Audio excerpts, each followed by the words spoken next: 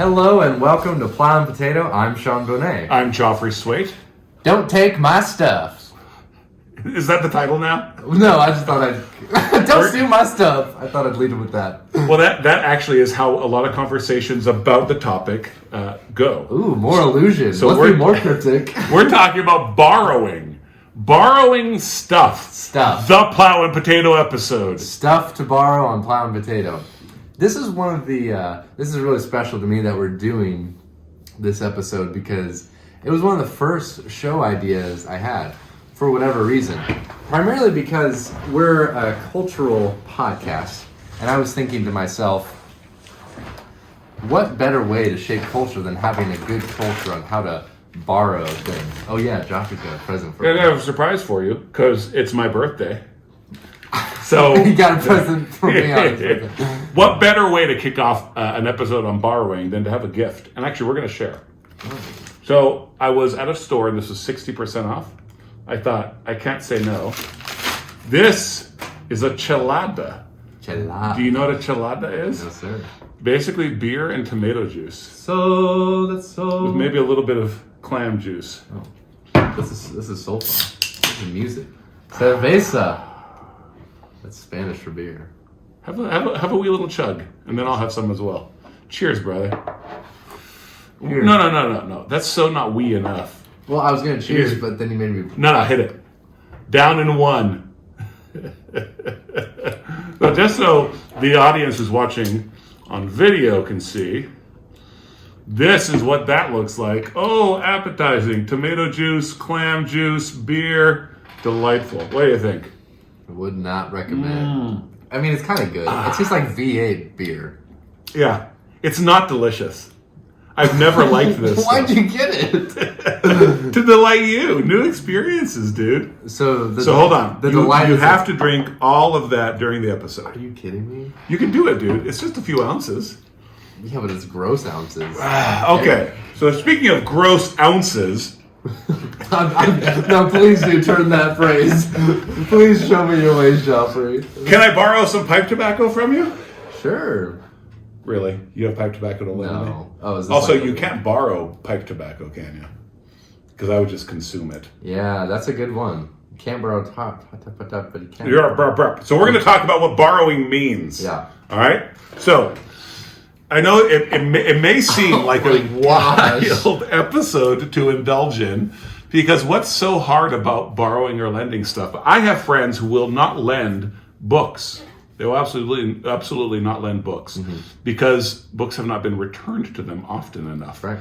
Let's talk about the philosophy of that. And I think we should start with Shakespeare. Oh, wow. Neither a borrower nor a lender be. People quote that all the time. And people think that's in the Bible. That ain't the Bible, Shawnee. Yeah, it is. It's right next to the cleanliness is godliness. Oh, yeah, that's right. Cleanliness and godliness. And the book of Second Proverbs. The book of Second Proverbs. Yeah. All that good stuff that never made the cut. So neither a borrower nor a lender be, and people will just state that like a maxim. But the two lines after that, I think, are really good to riff off of. So here's the full quote as Polonius bids the sunlighter to his farewell. You do it, bro. That was a perfect setup for you, and I blew it. No, so I just wanted to be like a little brother for a minute. Yeah. No, you go ahead. All right, here I go. Neither a borrower nor a lender be, for loan oft loses both itself and friend, and borrowing dulls the edge of husbandry.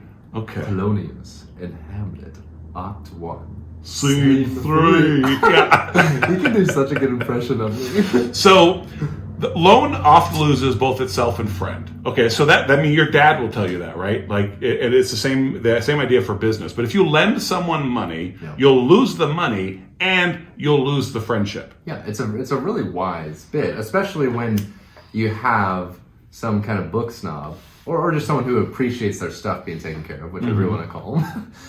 If someone doesn't return their book, or if they return the book in poor condition, that's going to really, because it says something about what they think of you. Yeah. If they're not going to respect what you own, why would they respect you? Well, so that actually, what you say about they appreciate their stuff being taken care of, that leads into the second line.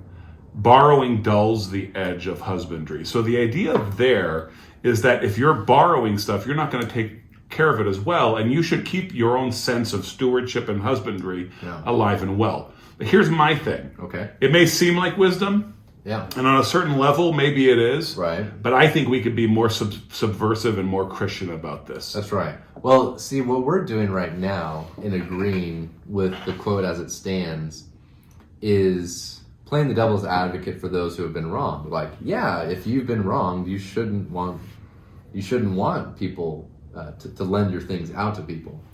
But if we can reverse this last phrase, where we are good husbands to all the things that we own, and we're excellent stewards, in fact, that's just going to make borrowing all the more better, and it increases all these areas of teamwork and community that we love as Christians. And lending, it makes lending better, right? And so, there's definitely, so Polonius is an interesting character because he's supposed to be a counselor, right? He's supposed to be wise, and yet to the king. Yeah, he is. But he's not, in the story, that perspicacious. Like the wool is kind of pulled over his eyes. So he's supposed to be wise, but isn't actually all that wise by the end of things. And so I actually think that there's a deeper wisdom than what Polonius, Shakespeare lays out in Polonius's voice here.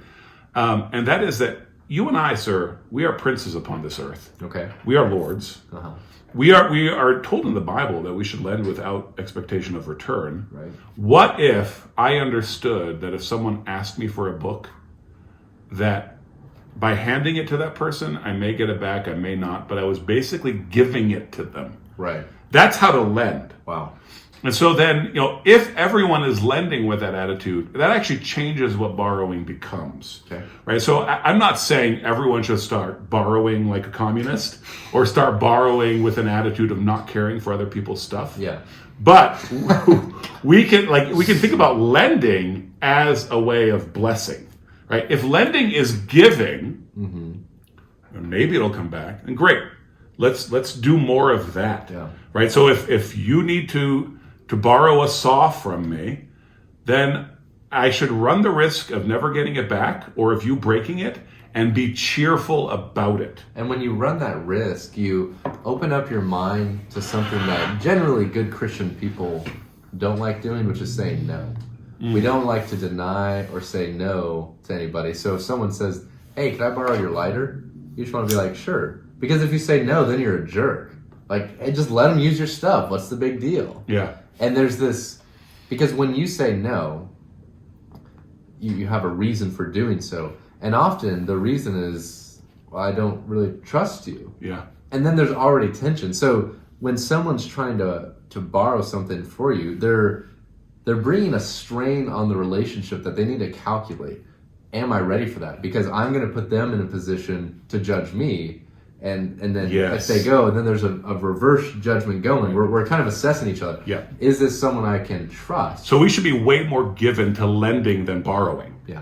But there, I disagreed with something Gary DeMar said on the podcast, but it was so in passing and quick that I didn't want to just come back and dwell on it. So like a coward, I'm waiting till he's gone to talk about it. Is. This really show is about how to duck a tough confrontation and defame Gary DeMar. I'm defaming you right now. You're going down, Gary. But he talked about how important it was for kids to have their own things. This survey is gross. It is 60% off. How much was it originally? I don't know, but do you actually like it, or is this just some kind of? I like the homemade stuff that if my Mexican neighbors is give this it just to trying me. To? Is this a thing for you where you don't want me to borrow any of your alcohol? And so you that's right. This is all you drink. Don't touch my whiskey. Yeah, but how important it is for kids to own their own things and to manage all their own stuff. Yeah, and he even talked about how like gift giving was actually not communal on purpose. Within his group and his family. And I sort of took issue with some of the stuff, like some of the reasoning behind it. I actually think that we should have the higher goal of we steward things well, whether they're mine or not, right? Yeah. And so, if we're all lenders and we're all generous, and I know you love me, I have something important to do, Sean. You have the tools I need to do it. let's run this risk together. Yeah. You know, let's have that sort of right. relationship where you can say, okay, take this thing, look after it, and then I go look after it, but maybe it still breaks anyway, and we're still friends. Right. And maybe eventually I make restitution, maybe I don't.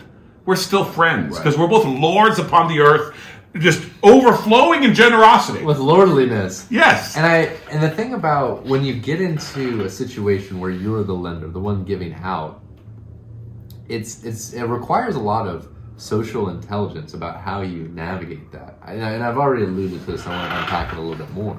Are you going to be the yes man who just go for it, buddy? Here you go, no problem. You know, it's yours. What's mine is yours. Right.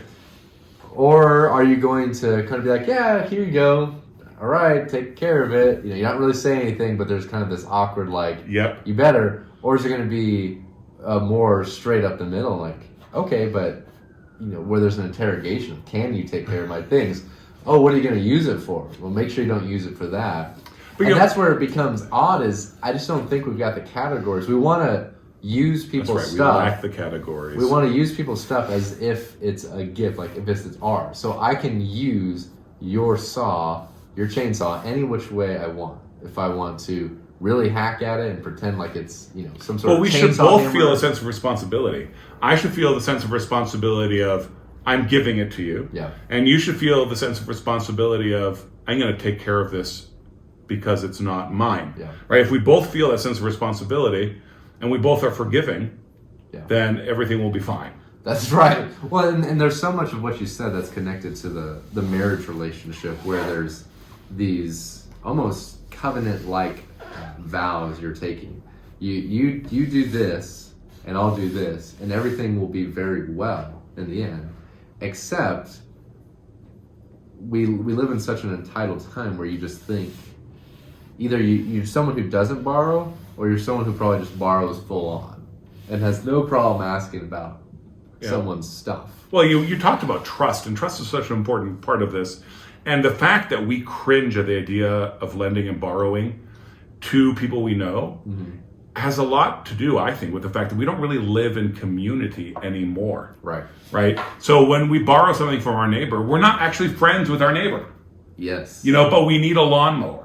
And so it puts a strain on the relationship in a way that, you know, neighbors 50 years ago would have known each other, would have been friends. And so then there's this we're in this together sort of element going on. So if in fact the neighbor lent you a lawnmower and he hadn't changed the oil in it and it broke on your watch, you both work it out. Yeah. You know, however it is, you guys work it out because you're friends. That's right. And the law of God gives us commands on how to sort out these disputes. If something goes wrong here, here's what you should do. Here's what the lender should do. Here's what the borrower should do. And you know, and actually, the Bible is very clear about restitution. In Exodus 22, if a man borrows anything of his neighbor and it is injured or dies, I love that whatever you would borrow is alive. Yeah, it's like, can I borrow your cow? And it is injured or dies, the owner not being with it, he shall make full restitution. Okay, great, and so that's clear. But you know, it doesn't always that doesn't take away necessarily all the complexity of borrowing and lending. The parable of the talents, I think, is really interesting to think about from this sort of perspective, because we're talking about a household. We're talking about servants of a king, but they're all within a household, and these three men are given money because of a certain degree of trust. They all, in a sense, have borrowed this money but they treat the money differently. Yes. Right.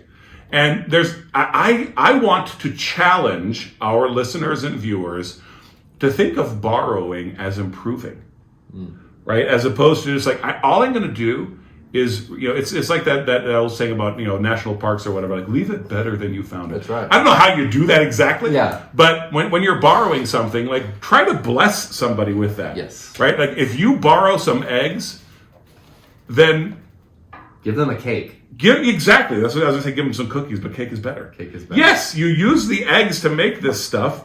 Bring them some of the stuff. Yes. Make it communal in a true sense where everyone can be blessing everybody. And that's a great transition to getting down to the practical element of the show. We've talked about the general ideas of lending and borrowing and what's wrong with it and how it should be. But now here is where we get to have a lot of fun. Yeah. We're gonna talk about things that can be borrowed and the way in which we should borrow them so that those giving them out can be more trusting, can enjoy this process. And a lot of this is just thought experiments on our part. So we would welcome conversation back. Join the Discord. Talk to us about the crazy things we're about to say. And I just have this vision that if this gets better within us, if we get better at borrowers, people are going to be happier lenders because they think, oh, Joffre wants to borrow my truck. That means my truck is going to get clean. Like, I'm going to get a full tank of gas. Like, I'm going to get rewarded by being a lender. So let's start small and work big. The first thing, I'm going to kick this one to you, and then you can kick things back to me, is sugar. Just the classic, I go to the neighbor's house. Hey, can I borrow a cup of sugar? Yeah, I love that we're starting with it. It's like the egg thing, right? Or like the pipe tobacco thing where I just asked you can't actually borrow pipe tobacco because you smoke it. Yeah. You can't actually borrow sugar. Right. There are some people who they'll walk away with a half pound of sugar, and then one day they come back to that neighbor with a different half pound. Yeah. You know, like they've been waiting to empty their new pound enough to give back whatever they borrowed. Yes. No. Consume the sugar. Right. What you are actually borrowing off of is community credit. Yeah. You have a neighbor. You guys love each other. You know that you can access their sugar when you need it. Right. Because they can access your sugar. That's right. So you're always saying to your neighbor, give me some sugar. Sugar. Come on, sugar. And that's a great illustration of the complexity in it. Some things we have to have that sort of mindset where you go and you consume. I realize it's not something that can really be returned. Yeah, and I think the important thing is that some things. It depends on the category. What about shoes and clothes, Sean? Well, you can't borrow any of my clothes for practical reasons. Because you're smaller than me. Right. And I would bust your shoes if I put them on. So this is a situation where you're at someone's house or you're with someone and you're away from your home, your wardrobe, and you only have dress shoes, but you want to go on a hike. Hey, can I borrow those shoes or can I borrow that outfit? This is something is very similar to the sugar, where whoever's giving it has to be in the mindset like these are going to be soiled and I'm going to have to clean them, because it would just be awkward, especially if the person went and cleaned them themselves. Except as if they were to I think that depends on who you are, right? Because some people like dry clean whatever clothes they get lent. Yeah. But it depends on the situation. Yeah. You know, if two women, like one wants to go to a party, the reason the one woman lends her dress to the other is that they're friends, and she would want the same thing to be done for her. Yes, which is a great transition when you think about, let's say, kitchen items. So if I borrow a mixer, you don't return the mixer and the bowl which you use dirty. Right. You clean it up. Why not, Sean? Well, there's a sense of you didn't finish the job. When you use a tool, you also take care of the tool so that it might be used well again. And so if you return the mixer and the bowl just full of dirty, you've neglected the final point. You didn't finish. You didn't go all the way. Right. And this is one of those things where this should be a borrowing with blessing returned, right? Yeah. If you borrow a kitchen item, then it should be returned with some new cinnamon rolls or whatever delightful treat you've made. Yeah. Here's some of the fruits of what I did. Which isn't, you can't always do that with every tool. Because, we borrow tools all the time, right? Yeah. A dude will go up to another dude and say, hey, can I borrow your thingamabob for this project? Right. And that's not something you can always necessarily share in. Yeah.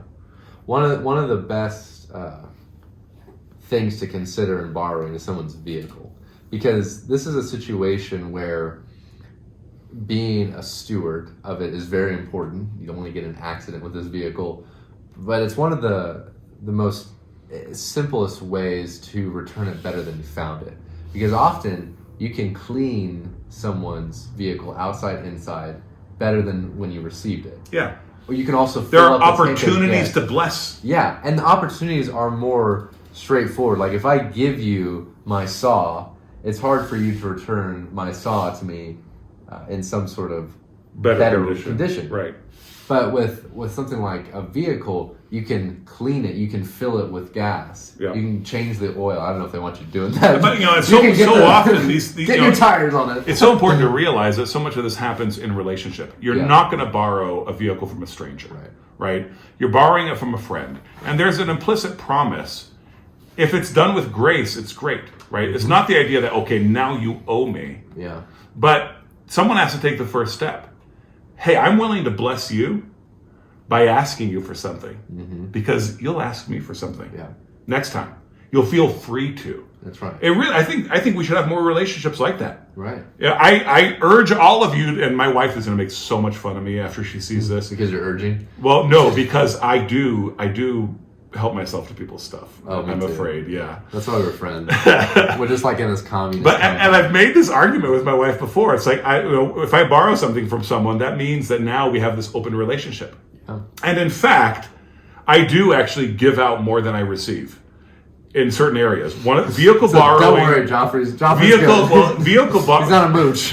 Vehicle lending goes right into helping people move. Yes. I am the first guy everybody calls when they're moving. Nice. It happens because I'm so big. That's right. And now I have a little army of kids to help with that. But that's exactly right. Like, how are we going to move this fridge, this piano? Let's call Joffre. Yeah, every time. Yeah. It happened so much in my 20s that at a certain point in my life, I said, okay, this is now officially a business. A ministry. Oh. I'm going to always say yes. Wow. When people say, Joffre, will you help me move? Yeah. Whenever I can, I'm going to say yes. But that wouldn't have happened. Like, I wouldn't have had that attitude unless people had actually been imposing on me. Yep. And then after a while, I was like, oh, hey, this is like a good thing. It doesn't annoy me anymore because I made that mental transition and other people forced me to. Well, and one thing that we can borrow that's very personal, like you're just describing, that open invitation, is when we're at someone's house, when we're being hosted. We had an episode on hospitality when we talked so much of this is about hospitality. It really is. That's a good point. Where we talked about how to be hospitable, but now how to be hosted on. I like that phrase. So just imagine if you're staying in someone's spare bedroom, or even if you're invited to their table for dinner, to be very extra sensitive. You know, the proverb about when you're set at the king's table and you see the delicacies before you, hold a knife to your neck so you're not given over an appetite to that. And while that may not be directly talking about when you go to a friend's house, make sure you're not a pig, the idea is that you maybe have an extra measure of self-control. Maybe you help clean the table, do the dishes afterwards, just kind of, and it also depends on context. Like, who are you dining with? Who are you staying with? Context is so important because sometimes you have to simply accept the grace. Right. But sometimes you have to recognize, oh, there's a little reciprocity happening here. Yeah. Like, my role here is to work with them. Yeah. Right? You have to read the situation. What about the situation where you ask, I'm in a small apartment right now. I recently had occasion to ask my church to put up a friend of mine. And they stepped up. Yeah. That's great. I borrowed a bedroom for somebody else. Oh, I love But that. because there's all the grace, it works wonderfully. Well, and as people who enjoy giving out grace, it's exciting when there's something like that. I get to give something to someone, or I get to bring someone into my home. That's really exciting. I want that to happen. And so it's a delight for me when people ask, yeah. All right, let's bring it home with one of the bigger things to borrow or lend for. Ideas. Oh, okay. How do you borrow an idea? I think it's so funny when people are like, they feel this drive to always give credit. Yep. Like, if they remember the book where they first saw the idea, they can't just put the idea out with saying. Right. And I first got this from John Smith or whoever. Yeah. Just say the thing at a certain point. Like, it's been 100 years, it's been 10 years, however long it's been. Copyright is up. Some people don't remember everything. It's yours. And then, like, these people who are punctilious about remembering all their sources, they'll notice they'll know, oh, my friend got that idea from the same place and he's not giving credit. Hey, everyone just relax. Okay? Let's start giving out our ideas. Yes, I'm an idea communist. Hey, everyone just relax. I mean, if you're writing an academic paper, cite your sources. But if you're living your life and you don't remember why you do such and such, you got the idea from somewhere else. You don't remember where. So what? Yeah, no one really tries to execute plagiarism laws in the verbal or like why. And it's not plagiarism. Yeah, like that why are for you us. setting your table like that? You got that from Sarah. So I was doing I have another podcast called the Consortium Podcast. The Consortium Podcast. Look it up, guys. But it's all about education. Yeah. And the guy I was doing it with, my partner, he said something, made it sound very natural, and then I praised him for it. And he said, actually, he felt really guilty. Actually, I got it from Aristotle, he said. I thought that was so funny. It's like, dude, it's fun. I don't think Aristotle's mad right now. Yeah, I mean, because that's the fascinating thing about the idea thing is it's all just gets so mixed in just the depths of where to actually trace it back. Because even if you trace it back to Aristotle, yeah, exactly. Or even if like when you so academic citation is one thing, but we really should have a very positive, gracious attitude about our ideas. And as far as I'm concerned, borrowing ideas doesn't exist. Appropriating ideas exists. And I'll tell you what about borrowing and lending. Feel free to lend this episode out to your friends, and we are. Just make sure they give it back to you in mint condition. Yeah, please do. Don't let them defame us in any way. Also, we would like to lend you a Discord link so that you might join our community, our conversation, the great united forces of plow and potato. And don't forget, y'all, this week, let your name say it all.